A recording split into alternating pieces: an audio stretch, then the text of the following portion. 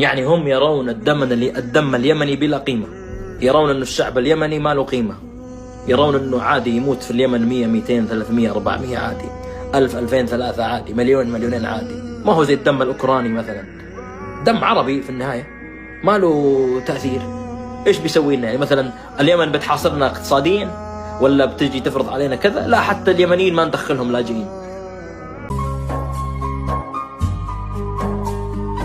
واليا بغيت أصل العرب يا جاهل اسأل عن سبا، واسأل مناسب امرئ القيس إلى من تنتسب، واسأل عن اللي عاشر إسماعيل جيره وانسبه، واسأل بطولات العرب عن عمرو بن معدي كرب، عن ديرته أهواله ودار في ضواحيها ربع، والأوس والخزرج عيون النصر في وجه العرب، صحت بهم يثرب تقول انتو هلي يا مرحبا، والفوا من ديار اليمن وجو يلبون الطلب لأحفادهم لانصار صوت الحق. في مسجد قباء الوقت سطر باسمكم مجدا حروفه من ذهب، البيعتين بدر وارض حنين مجدا يكتب هذا بعد تاريخكم، يخرس لسان اللي يسمع.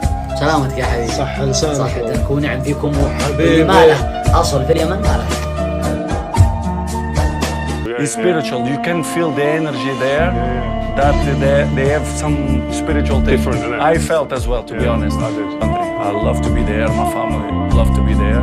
And as I told you, the adaptation for me wasn't too difficult. And I'm happy there. What are the differences between the leagues? Because everyone says, oh, the league's not any good there. Well, you play there, you know. بتحب اليمن؟ هات له واحد فلسطيني بكره اليمن. أنا بكره اليمن. بس ممكن أسألك سؤال؟ قول. من عقلك أنت نازل على الشارع تحكي السؤال هذا؟ وفي ناس كتير برضو كانت معايا في هذا السؤال. مش بس لحالي. إيه قالوا لك بنكره اليمن؟ وأنت ليش بتحبهم؟ قالوا لك بنكره اليمن؟ بكرهوا اليمن وعادي. هم بعيد عنك زبالة. مين هم؟ هم اللي حكوا لك بكرهوا اليمن زبالة. وأنت بتستحيش كمان. ليش أنا بستحي؟ عادي يعني أي واحد برضو من الشارع الفلسطيني بكره اليمن، وين المشكلة؟ فيش أي واحد، أنت بتحكي هيك لكن فيش ولا مخلوق الله خلقه.